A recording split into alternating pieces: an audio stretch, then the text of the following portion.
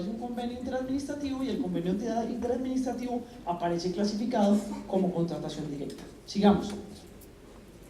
Esta es la información de la licorera, que el número de procesos y pues el valor, ahí ven por qué pensaría yo que se distorsiona muchísimo.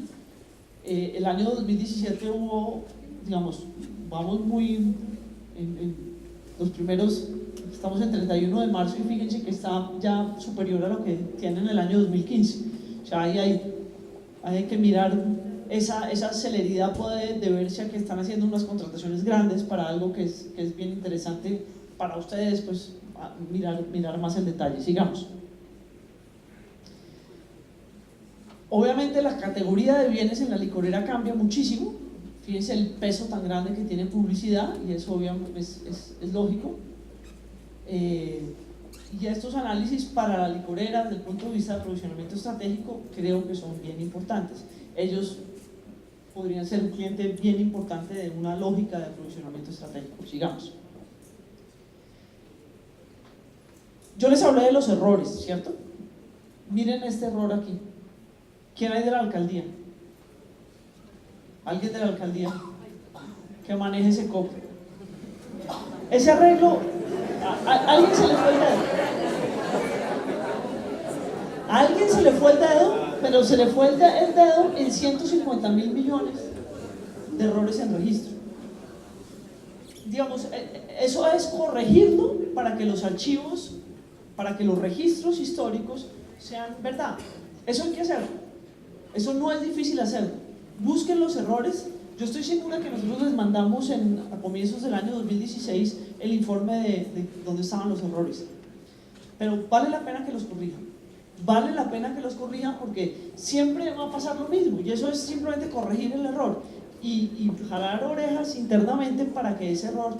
Y esa es una de las labores que yo pienso que los contralores y los jefes de control interno tienen que hacer periódicamente. El jefe de control interno debería mirar el SECOP trimestralmente. Inmediatamente va a decir, pero ¿qué es lo que pasó? Que hay un error. Y esa información tenemos que empezar a trabajarla bien. Fíjense que aquí se ve perfectamente. Obviamente es primer año, pero pues estamos hablando de más de 150.000 millones en errores de registro. Que hay que corregir, o sea, eso ya pasó, es leche derramada, no pasa, digamos, no hablemos, sino corrijamos el registro, que la próxima vez que hagamos un análisis de la información de Manizales no nos aparezca de nuevo el error. Ese registro lo pueden corregir y deben corregirlo, porque es que es como archivar mal un papel, o ponerle en un archivo contable un número que no toca. Eso hay que corregirlo. Sigamos. ¿Qué encontramos de errores? Y aquí están las constancias. Si usted quiere, yo le dicto las constancias. 15.1, 14.47.69.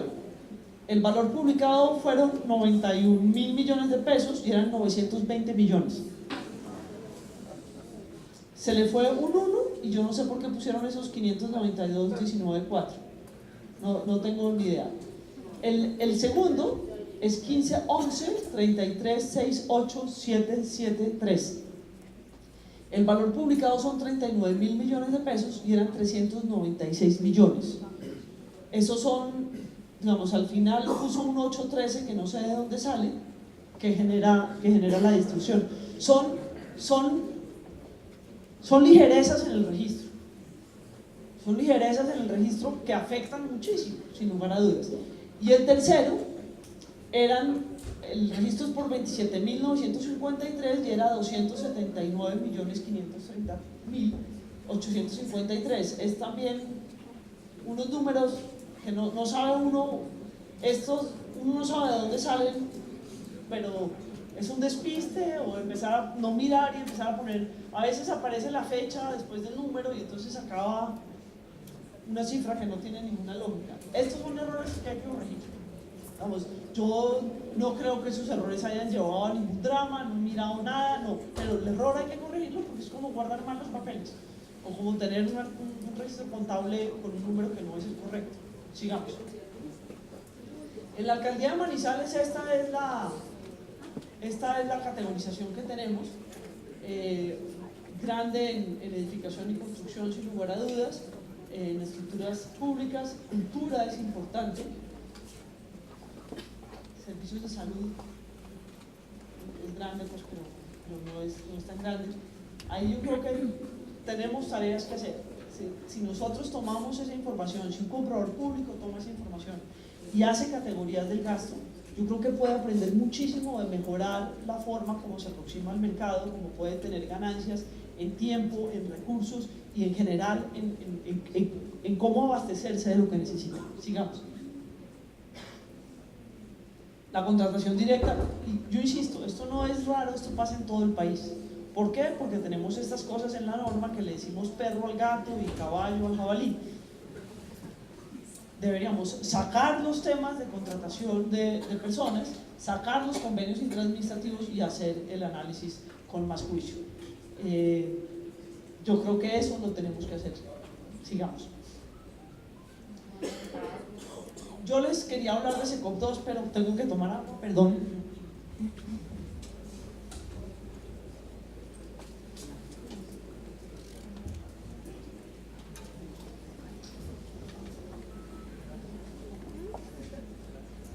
El SECOP 2, les decía, es una plataforma que nos permite hacer toda la contratación en línea. Yo quisiera decirles que hay muchas más entidades utilizando SECOP 2 de las que realmente la utilizan. Pero les quiero mostrar que el avance viene en camino y que esto es una de las cosas que entre más rápido nos montemos al bus, pues es mejor. Es mejor. En algún momento nos va a tocar apagar el SECOP 1, permitirlo solamente para consulta de información y dejar solamente vivo el SECOP 2. Y entre más rápido las entidades estatales y los proveedores conozcan el SECOP 2, pues todos ganamos. En la licitación que hicimos para la agregación de demanda del programa de alimentación escolar de Bogotá, si no hubiera sido por el SECOP 2, yo no sé cómo hubiéramos manejado eso. El tema de papeles, de las categorías de los bienes, de los alimentos. Manejar eso en una audiencia pública en papel es dificilísimo, en línea es muy fácil. Es el computador, es la búsqueda, es muchísimo más fácil. El manejo de los archivos es mucho más fácil. Nosotros expedimos una circular junto con el Archivo General de la Nación, que es una circular que a la Contraloría General de la República la conoce perfectamente porque es la circular que dice, miren, el archivo está ahí. La Contraloría está haciendo en este momento un análisis de los acuerdos marco en Colombia con Preeficiente. Y todos los análisis los ha hecho a partir de esos documentos. No hay ningún documento distinto a lo que está en línea. Eso creo que nos ayuda a todos. Y ya lo hace la Contraloría, porque muchas veces las entidades estatales dicen, yo no me monto en el SECOP 2 todavía porque es que después la Contraloría, ¿qué me dice? No, me dice que muy bien, que siga adelante. Eso dice la Contraloría General, que muy bien, que siga adelante. ¿Qué tenemos que hacer con las Contralorías territoriales? Pues que conozcan el SECOP 2 y que empiecen también a ayudarnos a que la gente se vaya al SECOP 2. ¿Usted se imagina el ahorro en fotocopias? Por ejemplo, el ahorro en espacio de las entidades públicas, en espacios de expedientes. No, tenemos que ser conscientes y aprovechar la tecnología de información y comunicaciones. Sigamos. Aquí está el porcentaje del valor de los contratos en el SECOP 2 por sectores en el nivel nacional. Y ustedes, a mí me parece súper interesante que inteligencia estratégica y contrainteligencia, que es un sector, tiene el 99% de sus procesos hoy en día en línea. Eso es un gusto. Planeación, nosotros pertenecemos al sector de planeación, entonces debería ser mucho más alto realmente, pero bueno, ahí va, está por encima del 50%. Función pública está en el 46%, cosa que es importante. El DANE y el IGAC y las que pertenecen al sector del DANE, que es información y estadísticas, 42%. TIC, 39%. Y ahí vamos, 34% la Cancillería, 33% Justicia, y ahí vamos bajando. Yo ojalá esto creciera mucho más, pero yo insisto que lo que es importante es que se tome la decisión. A partir de hoy, todas las mínimas cuantías las contrataciones directas y las licitaciones las voy a hacer en el SECOP 2, o a partir de hoy voy a hacer esta categoría de bienes y servicios. Pero que una entidad tome esa decisión y empiece a hacerlo, que al comienzo que qué miedo, claro, pero pues hay que empezar, para empezar a nadar hay que echarse al agua y perderle el miedo al agua. Aquí hay que empezar a hacerlo. No es difícil. Cuando a todos, a los que tienen mi edad, nos dieron el primer teléfono inteligente, dijimos, uy caramba, y ahora no somos capaces de vivir sin teléfono inteligente. Eso nos acostumbramos, pero tiene otra cantidad de ventajas, y es que cuando uno hace la configuración de una entidad estatal en el SECOP 2, uno hace la tarea de mirar quién es responsable de qué y qué atribuciones y qué permisos le da.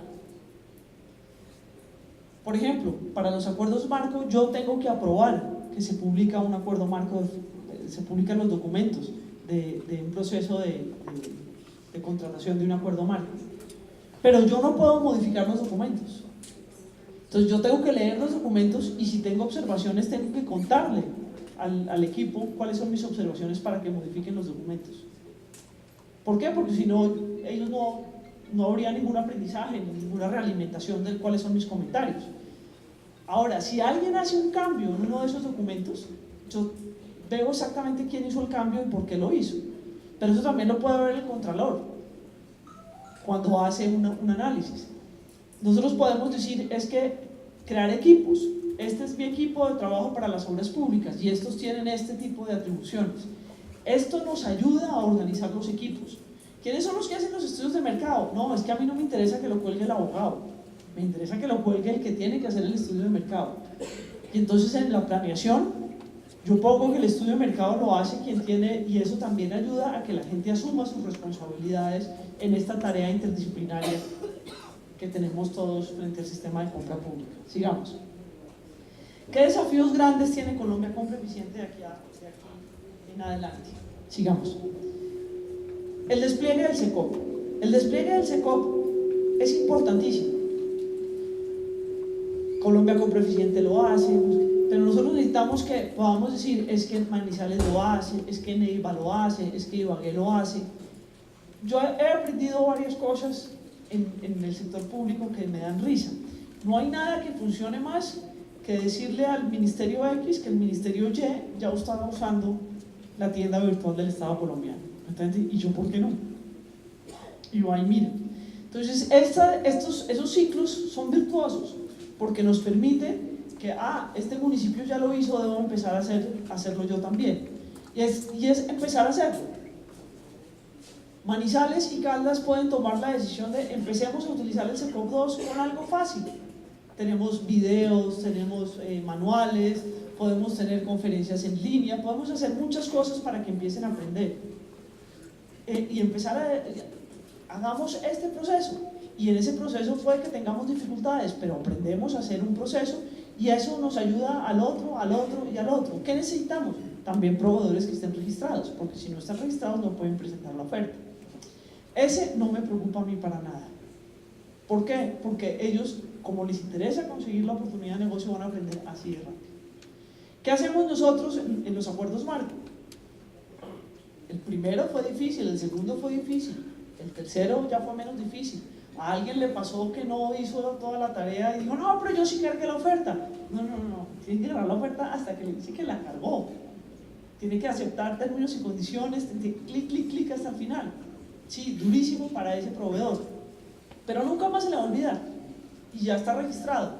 Y es mucho más fácil para ellos hacer el seguimiento de los procesos también. ¿Qué tenemos? Guías, videos, manuales, y necesitamos, no hay nada más frustrante que dedicarle 2 meses a una entidad estatal, hacer viajes y que después de un año no haya publicado un solo proceso, no haya hecho un solo proceso en el SECOP 2. Eso nos llevó a que no vamos a ningún lado si no nos muestran que realmente hay interés. ¿Por qué? Porque entonces estamos perdiendo la oportunidad de que otros trabajen muy fuertemente en el tema. Tenemos jornadas de formación, constantemente hacemos jornadas de formación en Bogotá para proveedores, constantemente. Si hay una jornada de formación para proveedores en un lugar, en Manizales, lo hacemos, pero eso tiene que estar acompañado de que haya entidades estatales queriendo hacer los procesos, porque si no, pues no tiene mucho sentido. Acompañamos a las entidades estatales cuando hacen sus primeros procesos. ¿Con quién? Con una persona a la que llaman, a que consultan. Si es necesario desplazarse, así lo hacemos. Y tenemos esa mesa de ayuda que creo que es muy importante. Las estadísticas en el SECOP son mucho más fáciles de manejar y de sacar. Ese es uno de los desafíos muy grandes que tenemos, porque nos gustaría que en algún momento cercano podamos hacer lo que pasó con el SECOP 1, es decir, todo el mundo se monta ahí. Hacer la cosa obligatoria, porque todos dicen, saque un decreto y eso es mucho más fácil. No, yo creo que esto es un proceso que es complejo. En algún momento va a pasar así, pero mientras tanto tenemos que seducir en lugar de obligar. Sigamos. ¿La que sigue? Nosotros ofrecemos información y tenemos que mejorar muchísimo nuestra capacidad de ofrecer más información, más precisa y más oportuna. La garantía a los datos abiertos es clave. Nosotros hemos mejorado hace un tiempo, nuestro ciclo para los datos abiertos era como por un mes de retraso, ya vamos en una semana. Lo que queremos es llegar a que la información sea casi inmediata, que el tiempo entre que se registra la información y está en datos abiertos sea casi inmediato. Nosotros hacemos estudios económicos constantemente. Por ejemplo, llegamos a trabajar al programa de alimentación escolar justamente por los estudios que hicimos de las restricciones que tiene el sistema de alimentación escolar en términos generales. Hacemos información de análisis de gasto público y garantizamos los informes que nos piden los organismos de control. Procuraduría y Contraloría General nos piden información constantemente y nos piden que compartamos con ellos los análisis que hacemos de información. Les decía que hicimos un estudio del programa de alimentación escolar, y ahí está el dato que les decía, lo de las galletas, los paquetes de 7 galletas, o el contenido de leche de la avena. Resulta que en el mercado las grandes marcas de avena tienen contenido de leche de X, pero no, en las minutas dice que el contenido tiene que ser otro. En el mercado nadie ofrece eso. ¿De dónde salió eso? No tenemos ni idea. Pero esas son esas restricciones que enredan la vida, pues que nadie sabe cuál es el origen de eso. Pero cuando uno empieza a hurgar, decimos que siempre lo hemos hecho así, pero eso no garantiza que lo hayamos hecho bien. Hurguemos más y mejoremos y tomemos decisiones para que todos los productores de avena.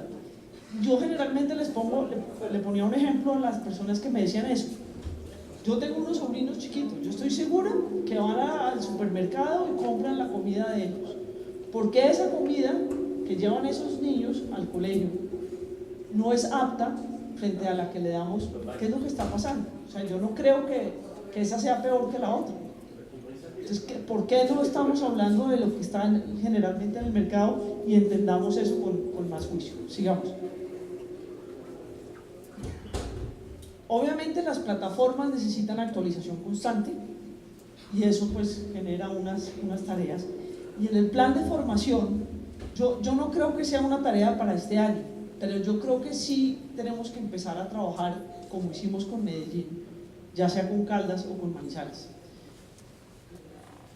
¿Por qué? Porque tener concepción de aprovisionamiento estratégico, de cómo mejorar las capacidades, la toma de decisiones, es importante. Eso lo viene haciendo el sector privado en los últimos años con una fuerza increíble. Y yo creo que el sector público tiene que hacerlo, y es mejorar continuamente las competencias para esa toma de decisiones y pensar esto desde el punto de vista de que lo que estoy haciendo necesita unas continuidades. Y necesitamos continuidades más allá de los periodos electorales. Porque es que nosotros lo que tenemos que hacer es garantizarle bienes, obras y servicios a los ciudadanos, y eso necesita unas continuidades. Sigamos. Hay unos objetivos secundarios de política pública en todo esto. Y un ejemplo bonito de un objetivo secundario de política pública son los acuerdos marco de tecnología. Cuando el ministro Molano, el primer ministro de TIC, del gobierno del presidente Santos, habló conmigo antes incluso de posicionarme, me dijo: Paca, es que las entidades estatales tienen que dejar de comprar fierros. Ministro, explique. No, es que las entidades estatales no tienen por qué comprar grandes servidores, gastar en seguridad, gastar en aire acondicionado, cuando los servidores en el mundo son la nube. Eso no va a ser fácil de cambiarle, me decía él, de cambiarle el corazón y la cabeza a los jefes de sistemas de las entidades públicas, pero tenemos que llegar allá. Tenemos que llegar allá porque es que la obsolescencia es muy alta, muy rápida. La seguridad es grande. En la mayoría del territorio nacional la cantidad de inversiones en aire acondicionado son altísimas, en consumo de energía. Cuando yo puedo pagar por ese servicio de una forma distinta. De ahí nació el acuerdo marco para lo que llamamos centro de datos, o nube pública o nube privada. Ahí hay un objetivo de política pública. Hay otro objetivo de política pública que es bien importante, que yo veo que tenemos ahí, que son la inclusión de conceptos de sostenibilidad. Por ejemplo, cuando hablamos de que los computadores tienen que tener tales y tales condiciones. Hay otros, por ejemplo, que tienen que ver con las personas y con el tratamiento de las personas. Y como en el de aseo y cafetería, lo que buscamos es que no haya nunca una reducción del ingreso de las personas que están trabajando ahí, sino que la competencia sea vía el IU o vía los productos que ponen a disposición. El tema de la integridad en el sistema de compra pública es lo que viene al final, entonces sigamos. En temas de regulación, hay cosas que hay que mirar. Yo considero que nosotros estamos en el momento apropiado. Lo que pasa es que no tengo ni idea cuál es el momento apropiado desde el punto de vista de política, pero de madurez del sistema de compra pública, yo creo que estamos en el momento apropiado para hacer un cambio de legislación. Nosotros tenemos unas leyes, nosotros decidimos que hay que tener tenemos que hacer un proceso de selección, de licitación pública. Le decimos licitación pública a una cosa que en el mundo entero se llama un concurso abierto, y el concurso abierto no es para todo.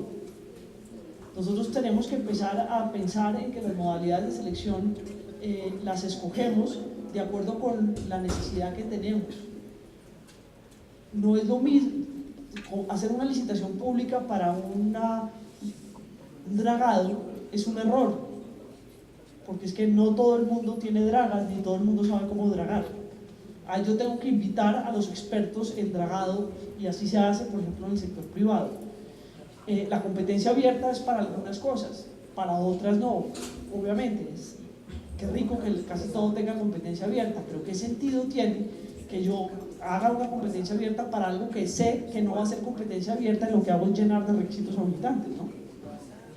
Entonces, todo ese tipo de cosas hay que revisarlas. Nosotros tenemos una propuesta, pero obviamente los momentos, yo no sé los momentos políticos, entonces eso es otro tema.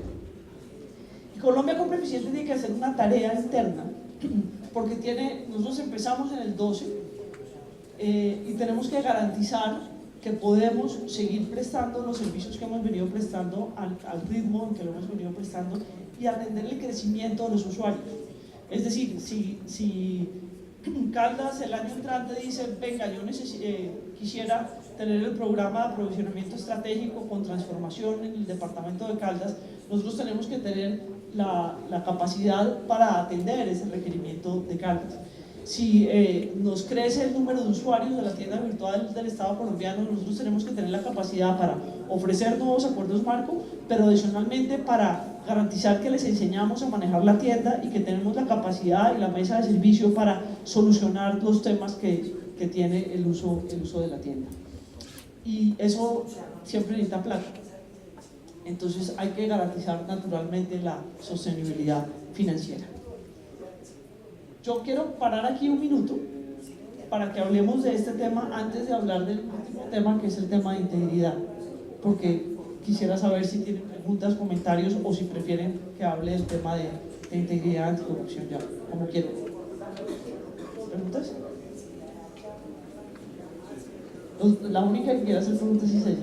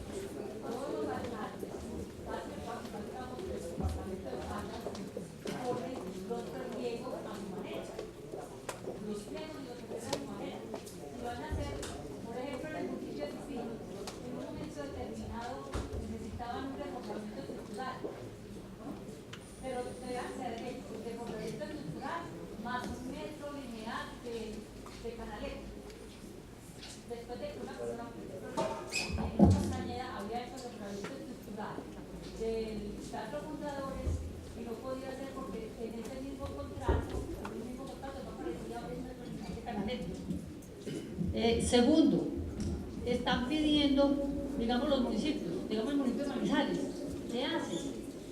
Saca licitaciones públicas, están bien ahí, pero manda la plata para Aguas de Manizales, donde Aguas de Manizales los da directamente. Mandó el ingeniero que le lleve el tiempo, la pública y son puras horas públicas. Nosotros tenemos aquí, somos ingenieros. Nos vamos para otros municipios. Aguadas está pidiendo para una licitación que tiene que tener una maestría en ingeniería civil para hacer un contratico de 100 millones.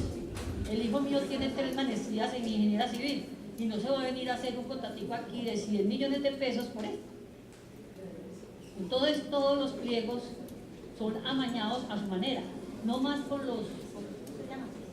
Las clasificaciones son muy buenas, tienen tantas, pero se rebuscan la clasificación exacta que tengan el contratista, amigo del alcalde, para que lo pongan exactamente en el número que nadie más lo tiene sino ellos. Yo le propongo una cosa, ya entendí su punto, démosle la palabra a otra.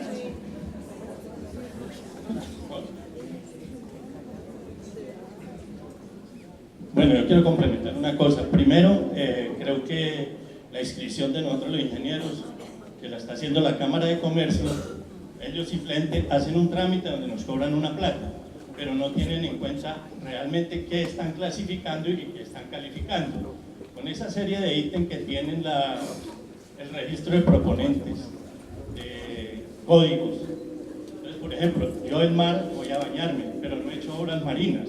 Entonces, me exigen que mis contratos, yo las obras aquí en Manizales, contratos de 2.000 o 3.000 millones de pesos para Cuerpo Cartas aquí en el Cerro de Oro, y que tengo que escribirle en obras marinas porque me están pidiendo allí que ese contrato tiene que estar escrito en obras marinas. Entonces no hay quien reglamente eso.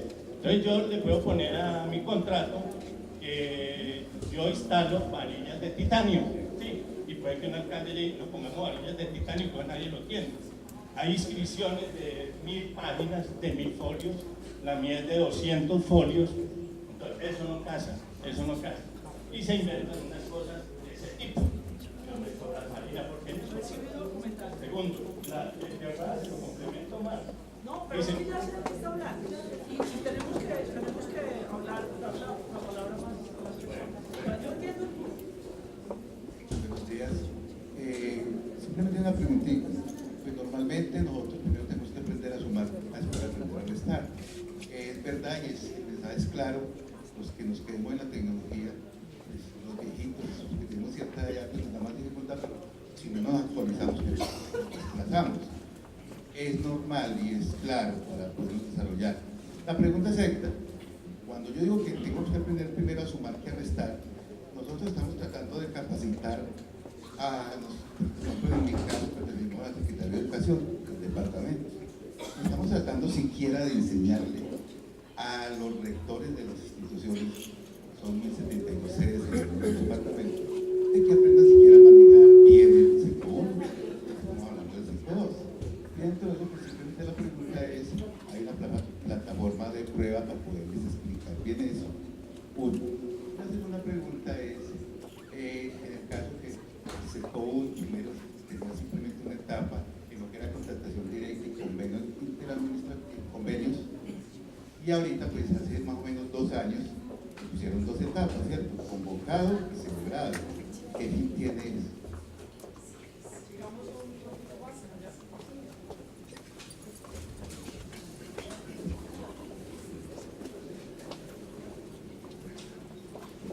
Buenos días, doctora Margarita. Al principio pues se habló de las funciones que tiene Colombia Compra-Eficiente y que el SECO es el mecanismo, la herramienta que tienen las entidades o donde podemos consultar la información de la contratación con el Estado, ¿cierto? Pero yo quisiera saber si Colombia Compra-Eficiente, como cualquier organismo o entidad del Estado, también puede hacer denuncias por falta de información que tiene que publicar en el SECO. Y si en este momento, ¿cómo hace el análisis o cómo? Si Colombia Compra-Eficiente tiene facultad de hacer denuncias. Sí, o de hacer investigación por información que no se puede, que no aparece publicada en el SECO. ¿Por qué? Porque yo me encuentro cuando consulto en el SECO que muchas entidades del Estado no publican toda la información sobre la contratación o no la publica dentro del término que establece la ley para la publicación y nada pasa. O sea, Colombia Compra-Eficiente en ese sentido no hace ningún pronunciamiento a la entidad. Escúcheme, no me diga que nada pasa. Yo le mostré el crecimiento de los datos. ¿Usted se devuelve, por favor, la presentación? Para atrás. ¿Qué? Para atrás. Ese tipo de afirmaciones a mí me preocupa muchísimo, porque yo sé que tenemos todo tipo de problemas. Para atrás, más.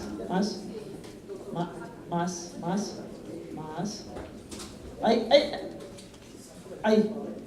Yo sé que tenemos todo tipo de problemas, muchísimos problemas, pero no me diga a mí que nada pasa. Eso no me lo diga. A mí dígame que la alcaldía de Manizales cometió un error grandísimo en el valor de los contratos en el año 2015. A mí dígame que hay problemas serísimos porque todavía tenemos subregistros, pero no me diga que nada pasa, porque esto es muestra de que sí pasa, que cuando uno hace las tareas como demostrarle a Manizales cuál es su error, lo va a corregir. Yo le aseguro que la próxima vez que alguien venga a mostrar la información o que por lo menos van a llamar a decir, pero ¿cómo hago para corregir el error si no logran hacerlo? Hay problemas, pero no me diga que nada pasa.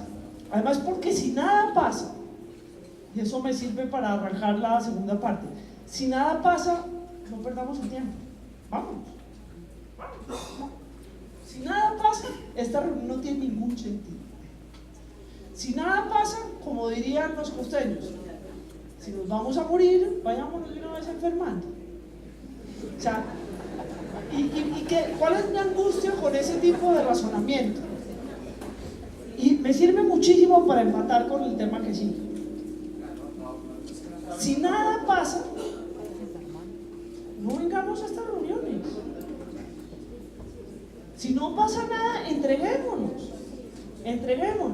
justamente porque creemos que las cosas se pueden corregir. Hacemos este tipo de tareas. Colombia Compra-Eficiente no es una autoridad de control, ni de investigación, ni de sanción. Colombia Compra-Eficiente, como les dije al comienzo, es el principal del sistema que lo que hace es mirar esta información. ¿Y cuál fue la invitación que yo hice? Le invité a estos señores de la Comisión Nacional de Moralización y a los señores de la alcaldía y de la gobernación a que revisen la calidad y la oportunidad de la información que publican. Lo que hacemos con los informes, y les mostré en la diapositiva anterior, que mensualmente nosotros le mandamos informes a las entidades estatales diciéndole, mire, esto es lo que usted publicó. Ese es un momento en donde las entidades estatales tienen la oportunidad de corregir y decir, caramba, lo hicimos mal, hagámoslo bien. Cuando la Procuraduría General de la Nación hace el cálculo de liga, inmediatamente nos ayuda a que la gente corrija. Y la prueba de que la gente sí corrige es esta. Y la prueba de que la gente sí le importa lo que dice el periódico es que usted oyó al señor gobernador hoy por la mañana. Lo que hizo el periódico La Patria fue utilizar la información del sistema de compra pública en los datos abiertos para hacer un análisis. Uno puede estar de acuerdo o no de acuerdo con la metodología de análisis, pero fíjense que sí le importa. Y cuando hablo con la Patria, le digo, cuando usted mira el tema de la contratación directa, no meta todo en la misma bolsa porque no es lo mismo. Toma nota, el Contralor no me dejará mentir, toma nota y dice, bueno, tienes razón, porque es que, y vuelvo, no hay nada más grave que decir que todo el mundo es corrupto. Decir que todo el mundo es corrupto es igual a decir que nadie es corrupto. Decir que no se puede hacer nada, entonces, ¿para qué hablemos? Si no se puede hacer nada y si no pasa nada, pues no perdamos nuestro tiempo. Yo creo que sí se puede hacer mucho y yo creo que sí se ha hecho mucho y yo creo que nos falta un montón de cosas por hacer, pero yo le quiero decir que Colombia tiene más información disponible del sistema de compra pública que en la mayoría de los países del mundo. Eso es verdad. Porque la gente tiene unas cosas que se llaman los thresholds. Entonces dicen, yo solamente publico contratos de más de tanta plata y de ahí para abajo no tienen ni idea. Eso en la Contraloría lo conocen divinamente. O sea, nosotros tenemos mucha más información disponible del sistema de compra pública que la mayoría de los países del mundo. Que nos falta muchísimo, que tenemos que hacer una cantidad de tareas, y sobre todo es que la obra pública es realmente compleja, no solamente en Colombia, en el mundo entero. Pero ser derrotista de esa página, no hagamos nada. Bueno, doctora, si me permite terminar entonces, ¿aló? Sí, Si puedo terminar entonces. Al decir que no pasa nada, no quiere decir por eso que no se puede hacer nada y que estoy perdiendo el tiempo viniendo aquí a escuchar una información que no me va a llevar a ninguna parte. Eso no quiere decir que no pueda venir a ese tipo de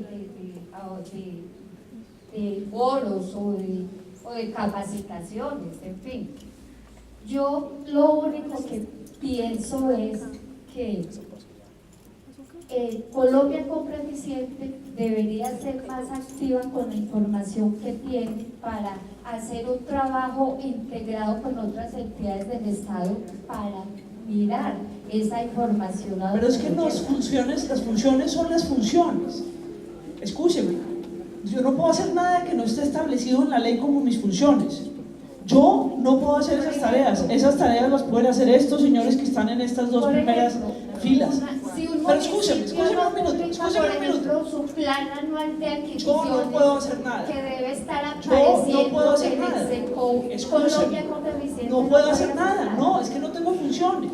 Acuérdese que en Colombia, y afortunadamente, porque esa es una garantía de la democracia, la rama ejecutiva no tiene funciones de ese estilo, solamente las superintendencias. Y afortunadamente, ¿qué podemos hacer nosotros? Lo que hacemos, eso es lo que dice la ley que podemos hacer.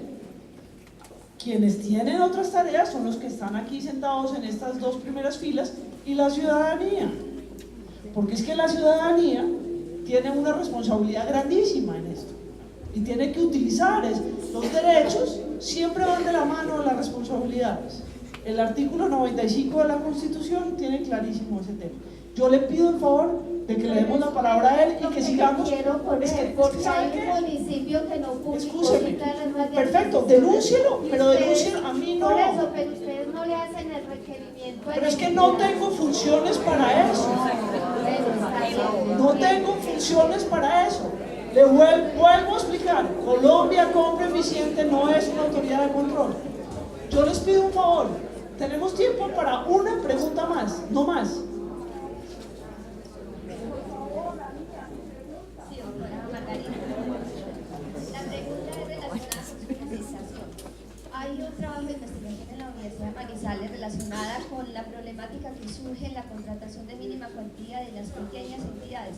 Como usted lo afirma, comparto que va a ser necesario hacer unas transformaciones legislativas. Mi pregunta es, independiente de cuál sea el presupuesto de las entidades, ¿cómo contratamos nosotros con ustedes? Ustedes hacen el contrato marco allá, nosotros ¿cómo contratamos allí? ¿Me queda como ese vacío? ¿Cómo ocurre? Hay una operación principal, que es la que hace Colombia Compra Eficiente, para seleccionar a los... Pero no estamos hablando de mínimo, ¿no? Si no estamos hablando de cualquier. Seleccionamos a las agencias de viajes para la venta de tiquetes. Esto queda en un catálogo. ¿Qué hace la entidad estatal? Se vincula a la tienda con un formulario, da la información de quién es su ordenador del gasto y quiénes son los usuarios de la tienda que van a poder hacer las transacciones, que siempre tienen que tener una aprobación del ordenador del gasto. Y ahí con eso entran a la tienda. Pensemos, entonces dice, yo compro tiquetes de tal, hace su solicitud de cotización, ahí hay manuales y hay instructivos, y lo que hace es contratar ahí directamente, pero es la entidad, no es Colombia Compra Eficiente. Entonces, el contrato es la orden de compra, y el proceso de selección es la solicitud de cotización. Ellos le contestan con la cotización y usted coloca la orden de compra al que le dio el menor precio. Ahí estamos hablando de una selección. Lo que dice la 1150 es que se vuelve una selección abreviada derivada de un acuerdo marco. Esas son las cosas que a mí me parece que no tiene mucho sentido ponerle esos nombres a esas cosas. Ahora, ¿qué nos pasa con la mínima cuantía?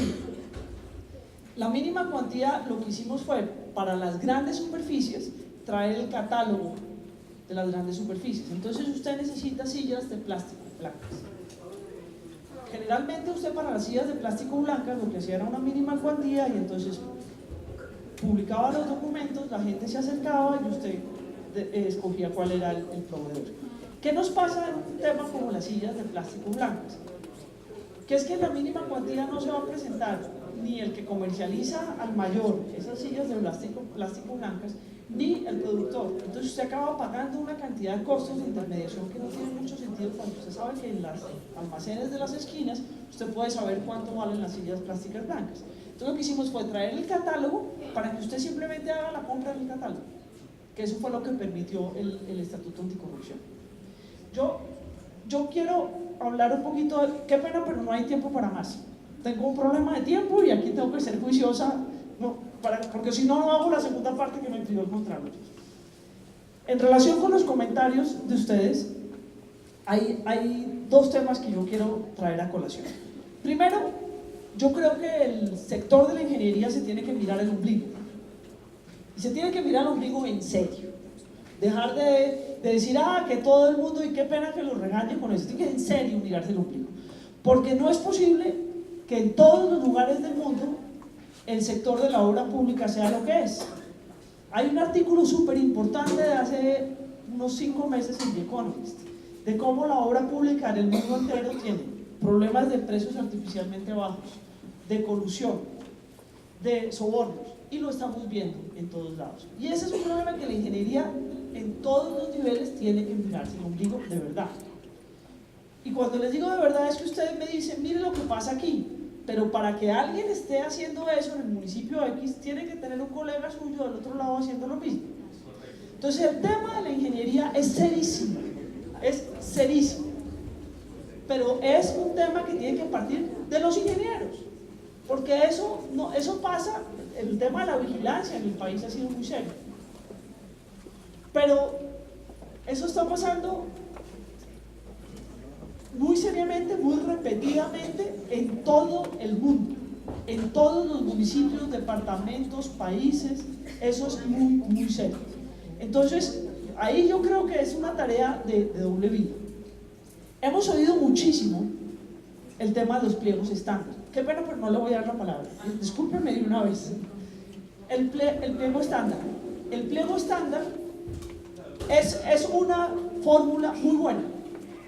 Es una fórmula muy buena, pero uno tiene que tener claridad de para qué sirve el pliego estándar y para qué no sirve el pliego estándar. El pliego estándar sirve para que no le pidamos a la gente estupideces.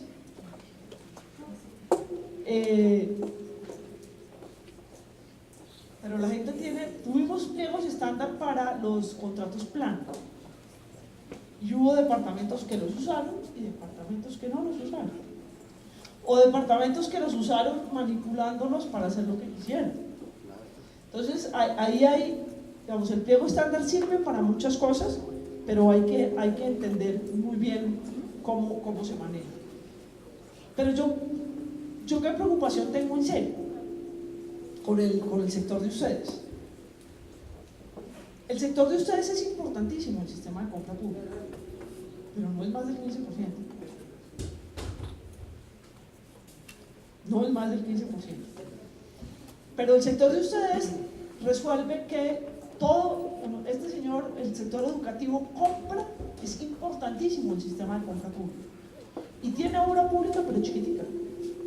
Tiene vigilancia, tiene uniformes, tiene libros, tiene materiales, tiene alimentación, tiene aseo y cafetería, tiene un montón de cosas importantísimas. Y uno tiene que pensar que el sistema de compra pública son unas cosas.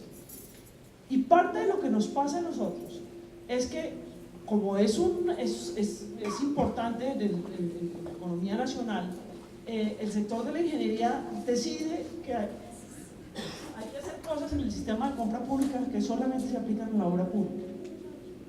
Yo creo que el enredo que tenemos con las modalidades de selección viene de ahí, en buena medida.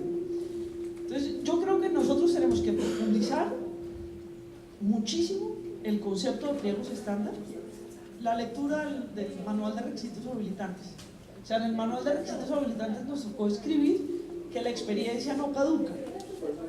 Por ejemplo, no, es que usted hizo esa vía hace 5 años y yo solamente estoy pidiendo experiencia de los últimos 2 años. Hay otro tema que a mí me encanta y es que si no tiene experiencia en barrer escuelas, pues no tiene experiencia. A ver, resolver que la experiencia está atada a ese tipo de cosas, ahí hay problemas, pero esos problemas no los arreglamos con la ley. Esos problemas no se arreglan con la ley. Esos problemas se arreglan con formación y con observación. Nosotros podemos tener la mejor ley del mundo, podemos copiar la ley de Nueva Zelanda si ustedes la quieren, y con eso no vamos a arreglar el problema, porque la misma ley permite procesos de contratación buenísimos con resultados buenísimos y procesos de contratación malísimos. Entonces aquí hay, por eso usted no estaba, pero le dije a él, la primera tarea que tiene que hacer el sector de ustedes es mirarse el ombligo con mucha más seriedad de lo que lo están haciendo, porque no, es que miren, yo me acuerdo en conversaciones con un miembro de la Sociedad Colombiana de Ingenieros, es que mire esto, aquí todos, ¿y quiénes son los colegas que están haciendo eso? Pues los suyos, y usted está en la Sociedad Colombiana de Ingenieros haciendo tareas con ellos. Entonces, claro, hay un problema desde el punto de vista de la entidad estatal, pero usted haga también una tarea y no se rasgue las vestiduras, sino mire cuál es el problema de ustedes internamente. Y ahí creo que tenemos una tarea. Hay otra cosa que a mí me preocupa y es resolver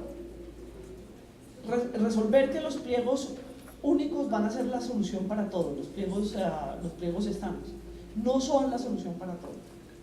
Y los pliegos estándar tienen que tener algo de manejo, porque el pliego estándar para el proyecto en Cartagena o en San Andrés no es el mismo que para Manizales. Ok. Entonces ahí hay que entender eso también con juicio. Pero miren, esto es tarea de día a día y cambio de día a día. Y me acuerdo la primera audiencia de un acuerdo marco. No, es que todos son unos bandoleros. Y dije, a mí usted me explica, porque yo no sé si usted y todos sus colegas. A mí expliquen. Y una vez, entonces vámonos de una pues para la fiscalía a explicar qué es lo que pasa, porque si usted tiene toda esa información de que todos somos bandoleros, pues hagamos una cosa distinta. Que eso es algo que también nos pasa en la lucha contra la corrupción. Y yo voy a pasar al último tema, porque o si no, no va a haber a qué horas hacer las tareas, ¿cierto, Contralor? Creo que la corrupción, que una definición así facilita la corrupción, es actuar en detrimento del interés general y en beneficio del interés particular. Estoy haciendo una muy rápida, que no es muy técnica, pero yo creo que nos ayuda. Hay una cantidad de personas que han hecho definiciones súper inteligentes. Hay una definición de una persona que se llama Robert Klitgar, que es un gran estudioso de la corrupción, que tiene una fórmula que es básicamente dice la corrupción es un crimen de cálculo, y la fórmula que da es C es igual a M más D menos R. Entonces corrupción es igual al poder monopólico más la discrecionalidad menos la rendición de cuentas. Esa es una definición que ha tenido muchísima fama, que han discutido muchísimo, pero últimamente ha sido muy revisada, porque están diciendo, no se trata solamente de eso. En un lugar donde hay mucha información o donde no hay una actividad monopólica, puede haber una gran corrupción cuando hay otro tipo de cosas. Yo quiero que primero pensemos que la corrupción está en el sector público y en el sector privado, porque la corrupción es un delito en el cual alguien se aprovecha del interés general y se beneficia personalmente. Alguien toma ventaja de una situación para beneficiarse personalmente. Y digo ahí en el sector público y en el sector privado. En el sector público puede haber, en las oficinas de compras del sector privado, puede haber gente que beneficia a un proveedor, o hay gente que para adelantar un trámite o para otorgar un contrato, y lo mismo ocurre en el sector público. Acordémonos además que es que la diferencia entre sector público y sector privado es muy reciente en el mundo, ¿no? Puede tener varios 300, 400 años, pero eso es muy reciente en el mundo. Y lo que tenemos que pensar es que las manifestaciones de la corrupción se ven son muy grandes y están en muchos lados. Y yo pensaría que por un lado deberíamos identificar en dónde se manifiestan y cómo hacer intervenciones. Obviamente el sistema de compra pública tiene entre el 10 y el 15% del PIB, y es una de las formas muy importantes como se gastan los recursos públicos. Y por eso el tema de la integridad en el sistema de compra pública es muy importante. Pero el sistema de compra pública solito, tiene unos temas de corrupción que podemos atacar, pero tenemos que mirar otro tipo de temas. Tenemos que mirar el sistema político, tenemos que mirar las formas de acceder a otro tipo, a permisos y autorizaciones. En el año 2005 hicimos un análisis y decíamos, tenemos que mirar todo lo que está relacionado con los permisos y las autorizaciones, con los contratos mineros, las licencias ambientales, las licencias de agua, las licencias sanitarias, los permisos del INVIMA. Ese es un capítulo que hay que mirar con juicio. Hay otro capítulo que hay que mirar con juicio, que tiene que ver con la forma de hacer política. Y en la forma de hacer política, ¿qué es lo que ocurre? Y es que si yo quiero hacer política para contar con el presupuesto público en beneficio de alguien, pues ahí hay digamos, un territorio súper fértil para la corrupción. ¿Por qué? Porque entonces dispongo de la contratación de una manera, porque dispongo del empleo público de una manera, porque dispongo de los permisos y las autorizaciones de una manera que no es la adecuada.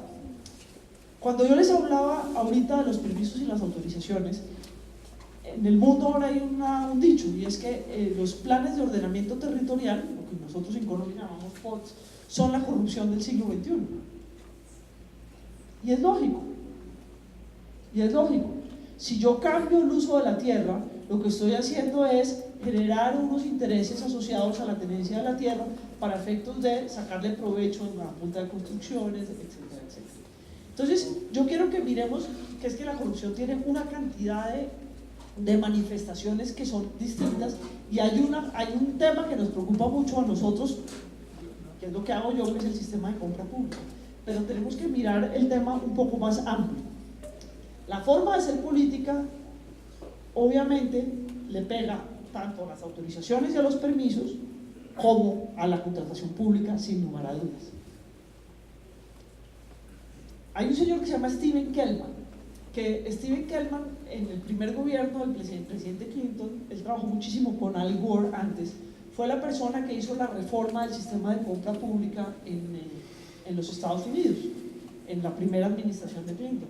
Y este señor Stephen Kellman decía que muchas veces, por mirar, en el sistema de compra pública tenemos una cantidad de restricciones, que son las inhabilidades e incompatibilidades. Obviamente no puedo contratar con mi primo, ni con mi hermano, ni debo poder, tengo unos temas que nos generan unos límites.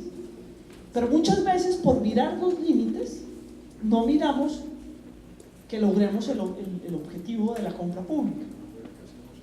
Ustedes, muchos funcionarios públicos, lo habrán visto. Pero ¿por qué me toca esperarme 40 días después de esta publicación si esto es algo que yo podría hacer en 10 días? Sí, sin lugar a dudas. Es algo que debería poder hacer. Estoy poniendo un ejemplo cualquiera. Hay algunos casos en que demorarme los 40 días no me garantiza la publicidad, no me garantiza más competencia y sí me afecta el proceso. ¿Y qué ocurre?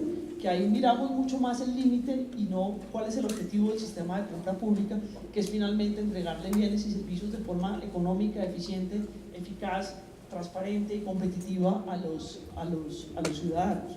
Entonces, ¿qué me preocupa a mí de esas aproximaciones? Delincuentes hay siempre, desafortunadamente. Fíjense que lo que hacemos siempre es tomar mediciones y mirar cómo cada vez tenemos menos homicidios por cada 100.000 habitantes. Pero hoy tenemos algo concreto, y es que hay cadáveres. Entonces podemos tener una medida objetiva, como es el número de homicidios por cada 100.000 habitantes. Esconder un cuerpo es difícil, entonces puede que traten de esconderse, pero podemos tener una medida clara del número de homicidios por cada 100.000 habitantes. En la corrupción no existe esa posibilidad, justamente porque es un crimen de cálculo, como dice Klitka, porque nosotros no sabemos qué ha pasado.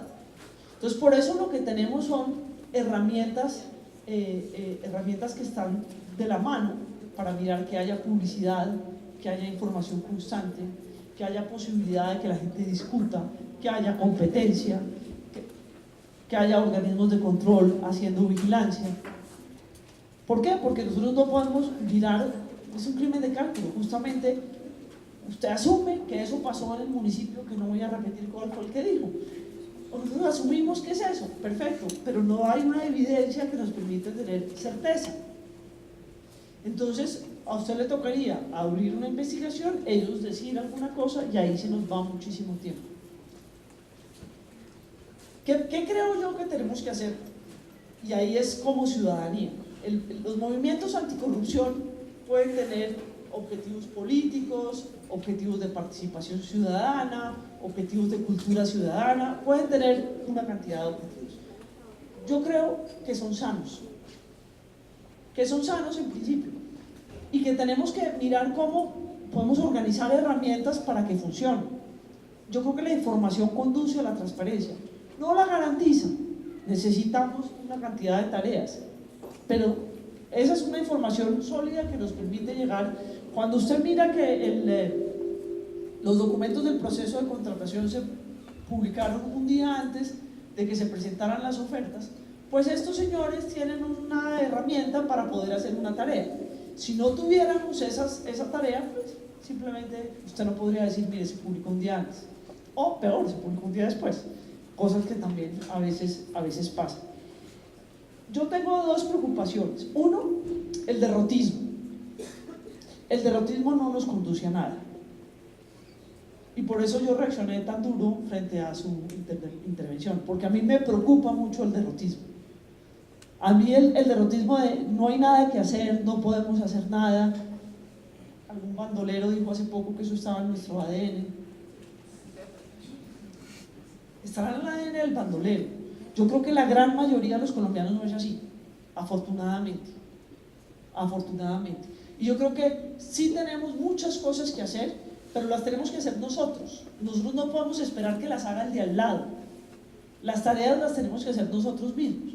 Nosotros tenemos que hacer la tarea de que si vemos esa información hay que mandar un PQR y hay que molestar. Que si hay que hacer la tarea y hay que molestar. Nosotros tenemos unas obligaciones y unas responsabilidades y tenemos que actuar. Tenemos que actuar constantemente en relación con esas cosas. Genera mucha frustración, a mí no me cabe la menor duda. Genera muchísima frustración.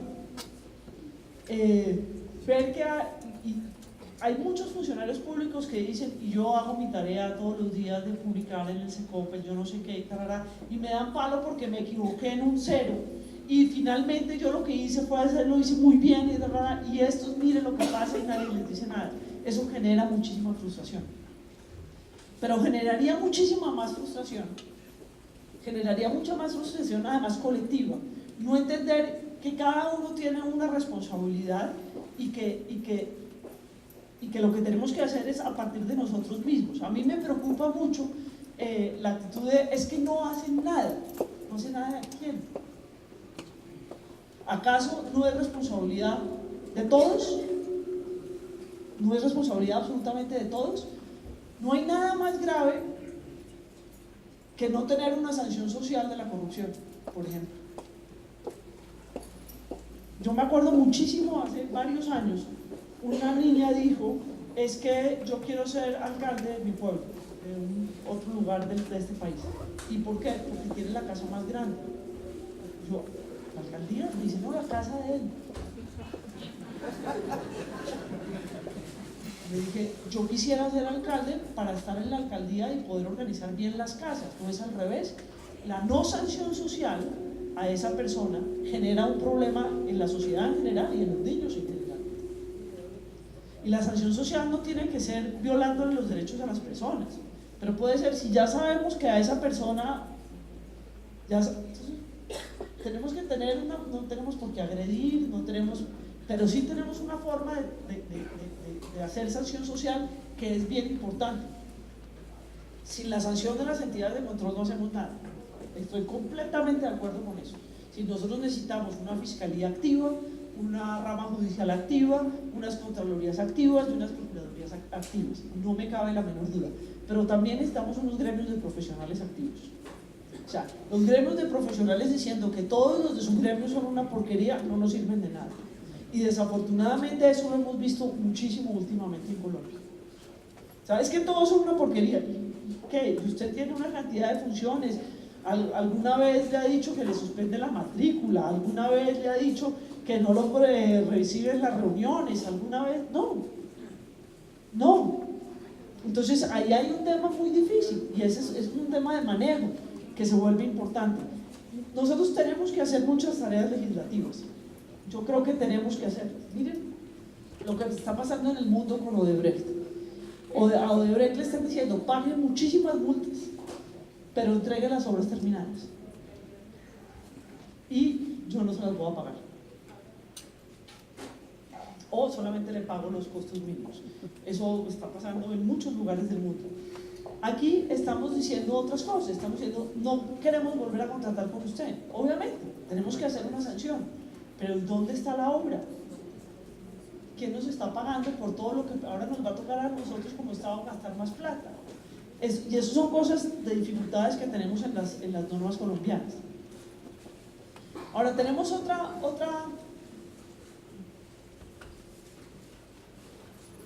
cosa que mirar, que es la claridad.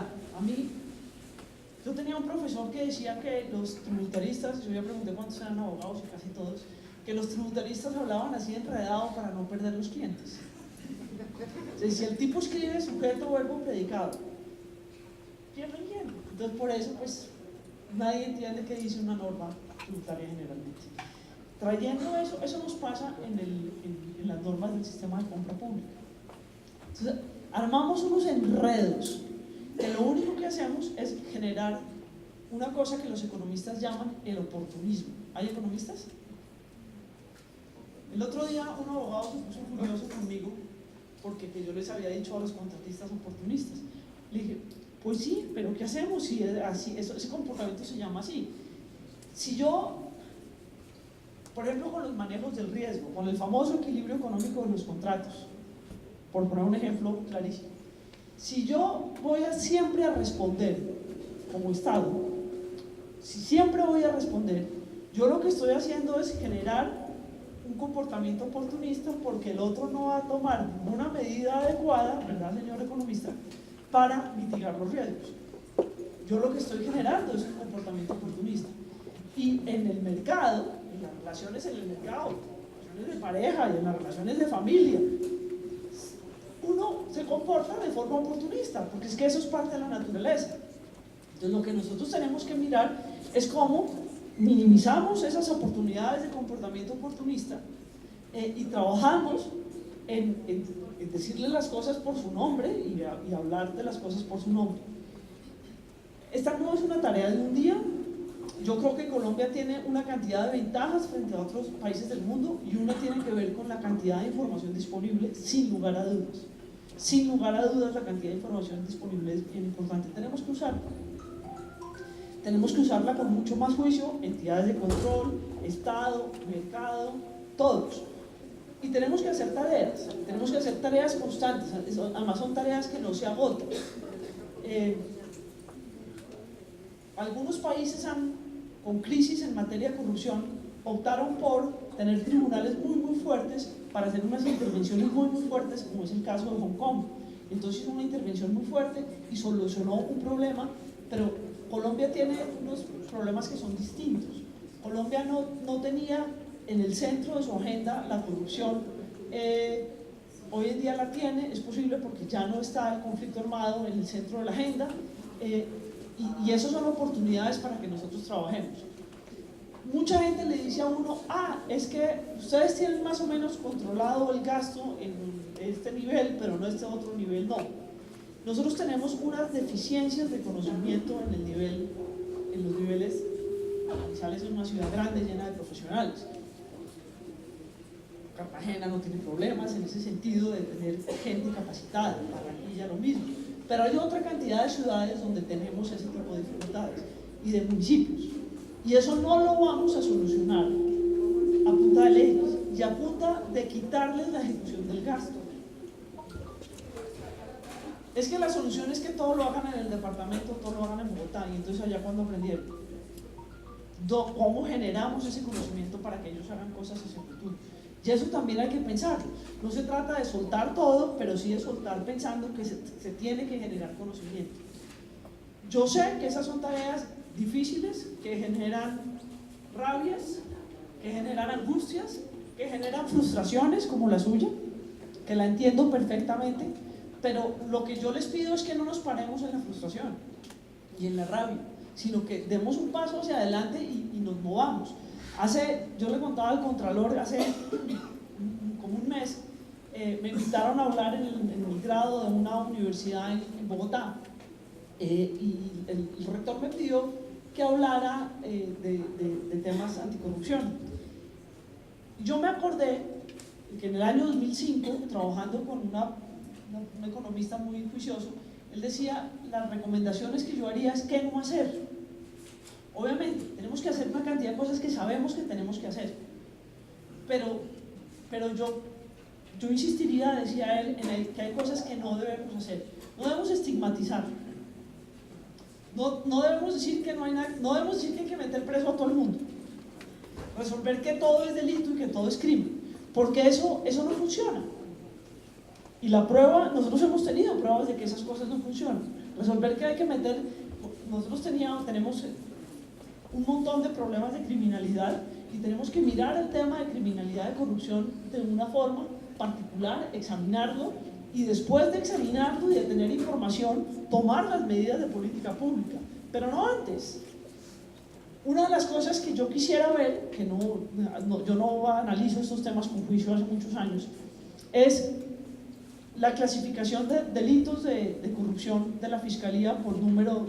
Hace poco el fiscal habló del tema, por zonas, por número, por actividades, por qué ha pasado, mirar eso versus el control fiscal, versus el control disciplinario, versus las condenas en el sistema judicial.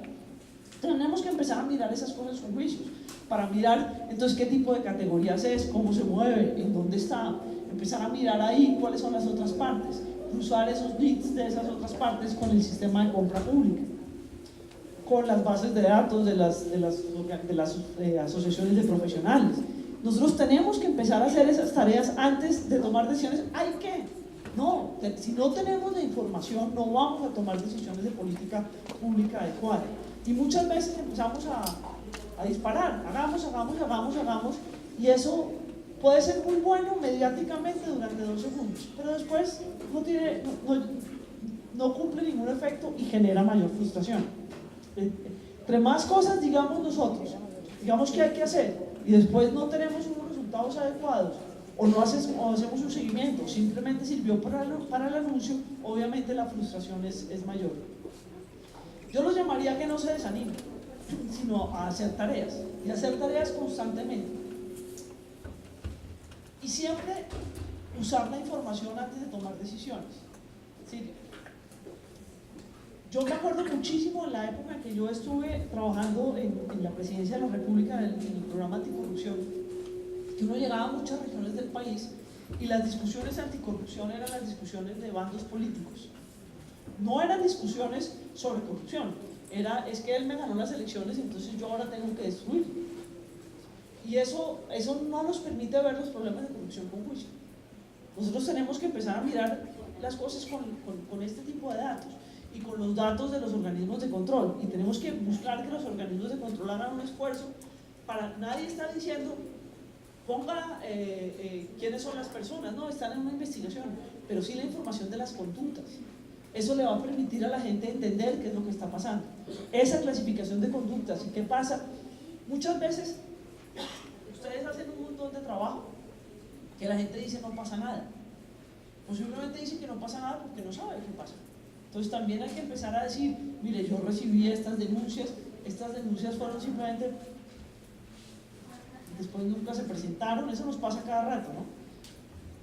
Cerros de papel, por favor ratifique, da información y no apareció nunca nadie. Eso va a empezar también a mostrar qué es serio y qué no es serio y qué pasa con el resultado de esas investigaciones. Yo quiero agradecerles a todos muchísimo, pero si no me voy el controlador me regaña. Muchas gracias a todos ustedes.